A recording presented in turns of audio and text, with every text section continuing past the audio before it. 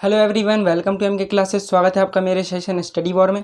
आज की क्लास में हम केपलर के द्वारा जो प्लानेटरी मोशन के लिए जो उनके लॉ दिए गए थे कि प्लानेट किस तरह के मोशन करते हैं सन के अराउंड में, वो पढ़ने वाले हैं। और न्यूटन ने इन्वर्स स्क्वायर रूल कैसे गैस किया था, ये पढ़ने वाले हैं। तो बने रहिए मेरे साथ इस वीडियो पर एंड तक।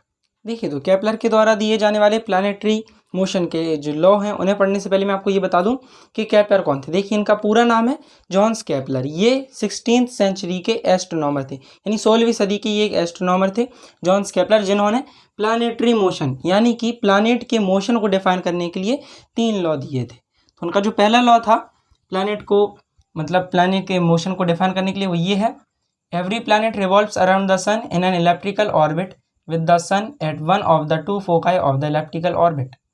यानी कि उन्होंने सबसे पहले ये कहा था कि जो प्लैनेट्स होते हैं वो सन के रिवॉल्यूशन करते हैं, और इस तरह से करते हैं कि जो ऑर्बिट होगी, तो देखिए सपोज करें ये है सन, ये यहाँ पर सन, और इलेप्टिकल ऑर्बिट यानी कि वो पूरी तरह से सर्कल नहीं है, ओवल शेप की है, यानी अंडा आकार की, तो उसे कहते हैं हम इलेप्टिकल।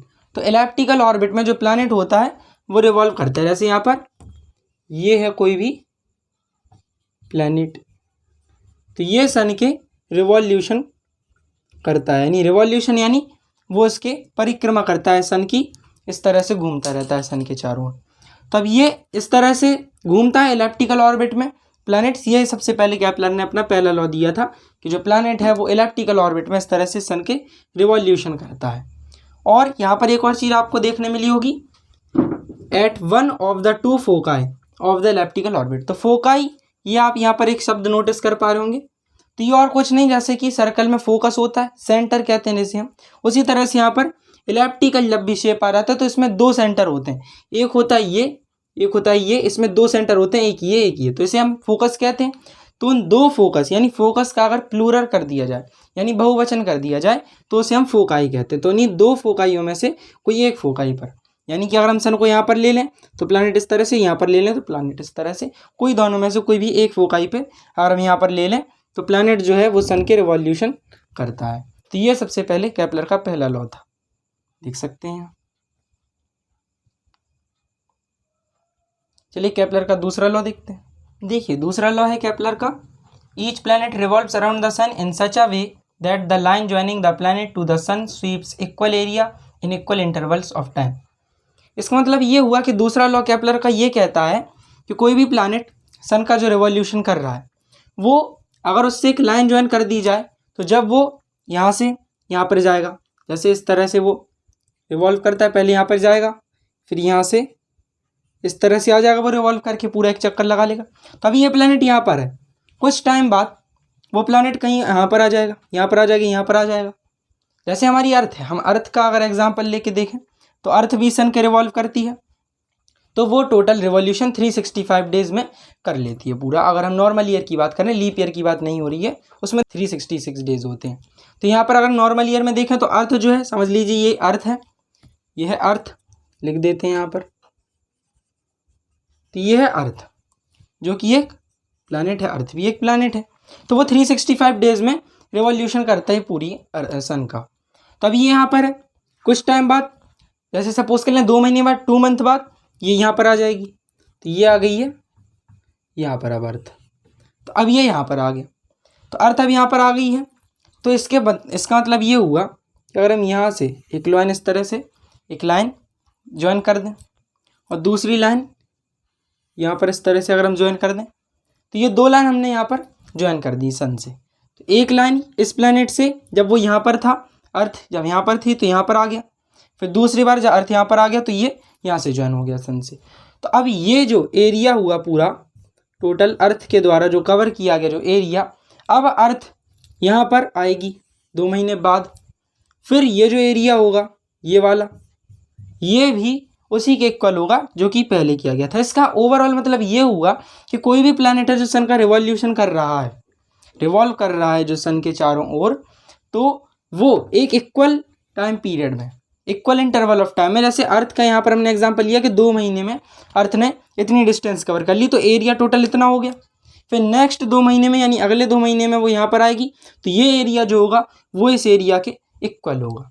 तो इसका मतलब जो भी प्लैनेट है जो सन का रिवॉल्यूशन कर रहा है वो एक इक्वल इंटरवल ऑफ टाइम में वो इक्वल एरिया स्वीप करता है। ये था केपलर का दूसरा नियम, देख सकते हैं। चलिए केपलर का आप थर्ड नियम देखते हैं। देखिए तो थर्ड लॉ है केपलर का, the square of time period of revolution of a planet around the sun is directly proportional to the cube of the semi major axis of the elliptical orbit.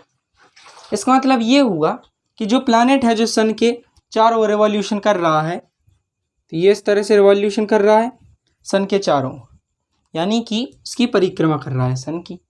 तो ये जो planet है जो सन की परिक्रमा कर रहा है या रिवॉल्यूशन कर रहा है, तो वो अगर हम इससे डिस्टेंस एक ले लें, जैसे ये सन से हमने डिस्टेंस ले ली, इसे ले लिया हमने r, और अगर हम इस डिस्टेंस का अगर हम क्यूब कर दें, ये है r, इसका हमने कर दिया क्यूब, यानी जस्ट इसको 3 बार इसी में इंटू कर दिया, उसे हम क्यूब कहेंगे, r into R into R. तो ये हमने इसका क्यूब कर दिया प्लैनेट और सन की डिस्टेंस का। तो अब ये डायरेक्टली प्रोपोर्शनल होगा इसके टाइम पीरियड के स्क्वायर के, और ये टाइम पीरियड कौन सा है, ये वही टाइम पीरियड है जितना इसको इसके रिवॉल्यूशन करने में लगेगा। जैसे अर्थ है, तो अर्थ से सन की जो भी डिस्टेंस है वो है r, अगर इस r का हम क्यूब कर दें तो वो डायरेक्टली प्रोपोर्शनल हो जाएगा अर्थ को जितना भी टाइम लगता है इसका पूरा चक्कर कंप्लीट करने के लिए, जैसे 365 डेज लगते हैं, तो इसका स्क्वायर हो जाएगा वो सन और अर्थ के जो दूरी है बीच की उसके क्यूब के डायरेक्टली प्रोपोर्शनल होगा।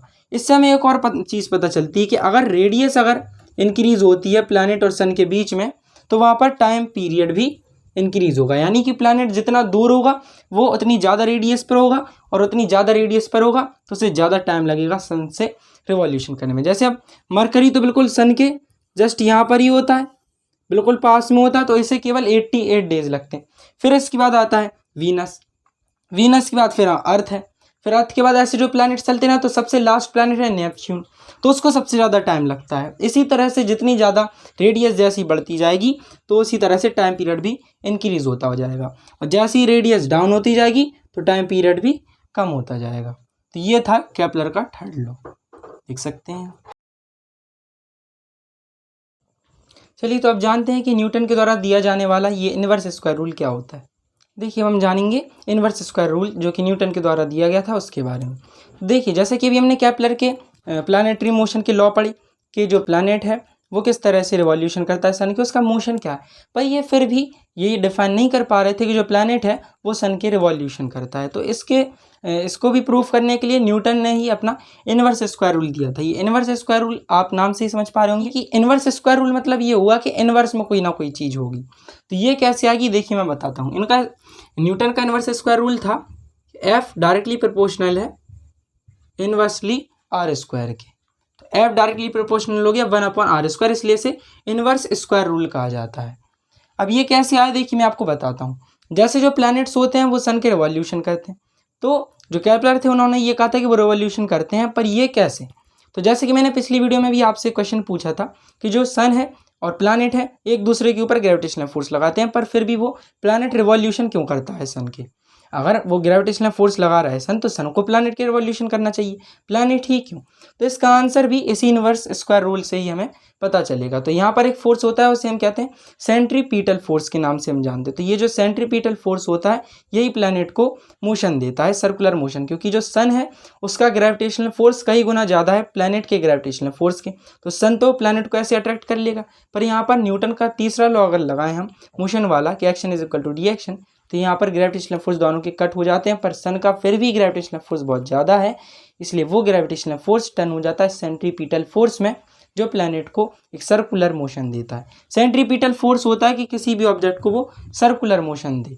जब भी हम कहीं भी टर्न लेते हैं तो हमारे ऊपर भी सेंट्रीपीटल फोर्स लगता है, इसी वजह से हम टर्न ले पाते हैं। अगर आपने कभी भी साइकिल चलाई हो, बाइक चलाई हो, तो जब भी आप उसको किसी अगर स्पीड में आप जा रहे हो और कर्व पे अगर मोड़ते हैं तो आप थोड़ी नीचे झुक जाते हैं, आप 90 डिग्री के एंगल पे उसे नहीं मोड़ पाते हैं। ऐसा कब कर पाएंगे, जब आप बिल्कुल भी स्पीड में नहीं होंगे, और बहुत ही मुश्किल रहता है ऐसा करना। अगर आप स्पीड में जा रहे हैं तो फिर बहुत ही मुश्किल है, बिल्कुल झुक जाते हैं। आपने बाइक रेसिंग में भी देखा होगा कि जब टर्न आता है, कर्व आता है, तो बिल्कुल ही नीचे झुक जाते हैं। तो इसलिए क्योंकि वहाँ पर सेंट्रीपीटल फोर्स लग रहा होता है। तो वो भी न्यूटन के द्वारा डिफाइन किया गया था प्लैनेट के मोशन को बताने के लिए। तो यहाँ पर F directly proportional to 1/r², ये हमें यहाँ पर प्रूफ करना है। तो ये कैसे आया? तो सबसे पहले तो यहाँ पर सेंट्रीपिटल फोर्स का हमें फॉर्मूला पता होना चाहिए। तो सेंट्रीपिटल फोर्स जो है, अगर हम यहाँ पर लिखें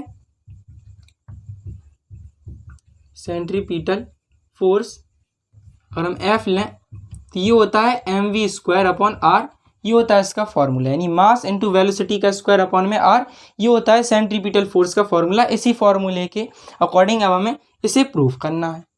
तो यहाँ पर अगर हम देखें तो ये है सन, और यहाँ पर ये एक प्लैनेट सन का रिवॉल्यूशन कर रहा है, इस तरह से ये सन का रिवॉल्यूशन कर रहा है। तो यहाँ पर जो सन है उसके द्वारा प्लैनेट के ऊपर लगाया जा रहा है बहुत ही ज़्यादा ग्रेविटेशनल फोर्स। तो ये जो ग्रेविटेशनल फोर्स है ये सेंट्रीपिटल फोर्स में कन्वर्ट होके इसे एक सर्कुलर मोशन दे रहा है। अब यहाँ पर सर्कुलर मोशन दे रहा है, तो अगर हमें इसके लिए r चाहिए हो, मतलब अगर डिस्टेंस अगर हम देखें, सबसे पहले तो हमें v चाहिए। तो अगर हम v देखें तो v का जो फॉर्मूला होता है वो होता है डिस्प्लेसमेंट अपॉन टाइम। तो अब अगर हम यहाँ पर डिस्प्लेसमेंट की बात करें तो वो होती है शॉर्टेस्ट डिस्टेंस। तो अब यहाँ पर हम शॉर्टेस्ट डिस्टेंस कैसे निकालेंगे? इस टोटल एरिया का कवर करके, यानी कि ये सर्कुलर मोशन में चल रहा है। तो अगर सर्कल का अगर हम देखें या इलेप्टिकल का देखें तो इसका फॉर्मूला क्या होता है? 2πr। सर्कमफ्रेंस ऑफ सर्कल या इलेप्टिकल का फॉर्मूला यही होता है 2πr, 2 × पाई × r। तो ये हम निकाल लेंगे यहाँ पर डिस्प्लेसमेंट, और ये 2πr आ जाएगा s की जगह, तो v आ जाएगा यहाँ पर 2πr अपॉन टाइम तो है ही। तो ये v की वैल्यू यहाँ पर हमें पता चल गई। तो ये v की वैल्यू को हमें यहाँ पर इसमें पुट कर देना है। तो यहाँ पर हम लिखेंगे by putting the value of v इन, और इसे हम मान लेते हैं इक्वेशन 1। तो इक्वेशन 1, अब हम इसमें v की वैल्यू को पुट कर देंगे। तो F = m, v की वैल्यू यहाँ पर 2πr/t, 2πr/t का होल स्क्वायर, और अपॉन में यहाँ पर r, तो ये आ गया यहाँ पर r। अब हमें इसे सॉल्व कर लेना है, तो बस हमें ये प्रूफ करना है। देखिए F = m, यहाँ पर 2π इसका पहले स्क्वायर हो जाए तो 2 का स्क्वायर 4, पाई का स्क्वायर पाई स्क्वायर, r का square r square, upon t का स्क्वायर t स्क्वायर, और अपॉन में r, ये रहेगा। फिर यहाँ पर F = m के साथ 4π² r स्क्वायर, और नीचे ये t स्क्वायर r के साथ इंटू हो जाएगा, नीचे नीचे t स्क्वायर और r। तो ये हो गया यहाँ पर F = m 4π² r square upon t square r। तभी मैं इसको इरेज कर देता हूँ। अब देखिए, अब हम इसके आगे करेंगे, एक बार और लिख लेते हैं m 4π² r square upon t square r। अब यहाँ पर हम अगर एक चीज़ करें, क्योंकि हमें यहाँ पर 1/r² लाना है, तो यहाँ पर अपॉन में केवल एक ही r है, तो हमें इसका स्क्वायर करना पड़ेगा। हम कैसे करेंगे? तो अगर हम यहाँ पर एक r का इंटू कर दें तो हमें ऊपर भी एक r का इंटू करना पड़ेगा, क्योंकि अगर हम इस तरह से इंटू करते हैं तो ये दोनों आपस में कट जाते हैं और वैल्यू 1 ही आती है। तो इसलिए यहाँ पर हमें ऊपर एक r का इंटू कर देना है, यहाँ पर एक r का इंटू हो जाएगा और यहाँ पर एक r का इंटू हो जाएगा, तो ये दोनों आपस में बैलेंस हो जाएंगे। तो F = m 4π², यहाँ पर एक स्क्वायर और एक और r आ जाएगा, तो r³ अपॉन यहाँ पर इस r² को अगर हम यहाँ पर लिख लें r², कि r इंटू, तो r² हो जाएगा, फिर इंटू में यहाँ पर t स्क्वायर। अब देखिए यहाँ पर हमें एक चीज़ और पता चलती है, अगर हम इसको ध्यान से देखें तो ये r³ अपॉन t स्क्वायर, ये हमें क्या बताता है? यहाँ पर एक बार हम केपलर के तीसरे लॉ पर अगर जाएं प्लैनेटरी मोशन के, तो क्या था वो?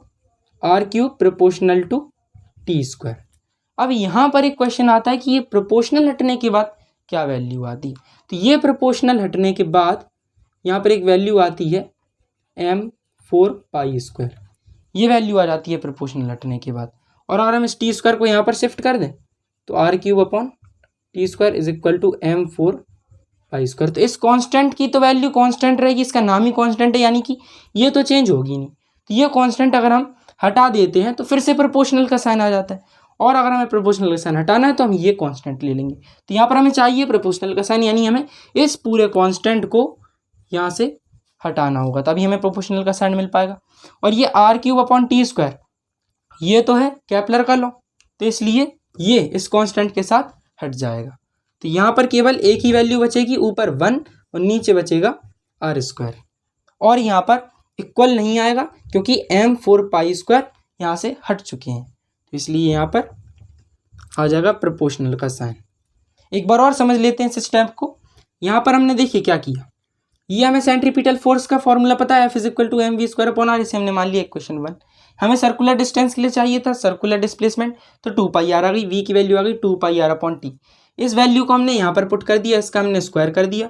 स्क्वायर खोलने के बाद आ गया m × 4π² r²/t²/r। फिर हमने इसको और सॉल्व किया तो ये स्टेप आ गया, ये वाला। फिर हमने ऊपर नीचे r का इंटू कर दिया, तो ऊपर हो गया r³ और नीचे हो गया r²। फिर ये r³ t², ये केपलर का लॉ था, तो इसको हमने पूरा 1 मान लिया है क्योंकि कांस्टेंट हट गया है, ये केपलर का लॉ था। इसलिए ये भी कहा जाता है कि इनवर्स स्क्वायर रूल न्यूटन को, ये दिमाग में उनके ख्याल आता है केपलर के तीसरे प्लानिटरी मोशन के लॉ से, तो इसलिए इनवर्स स्क्वायर रूल केपलर के तीसरे प्लानिटरी मोशन के लॉ से, जो कि केपलर के द्वारा दिया गया था, न्यूटन ने उससे सोचा था। तो इस तरह से ये पूरे कांस्टेंट की वैल्यू 1 हो जाती है, क्योंकि ये कांस्टेंट है, इसकी कुछ भी वैल्यू हो ये बदलेगी नहीं, इसलिए हम इसे 1 मान लेते हैं। और ये केपलर का लॉ है, इसलिए इसको हम हटा देते हैं, तो ऊपर 1 आ गया और नीचे बचा r²। यहाँ पर कांस्टेंट हट चुका है, इसलिए यहाँ पर प्रोपोर्शनल का साइन फिर से आ गया। तो ये यहाँ पर प्रूफ हो जाता है inverse square rule F = 1/r²।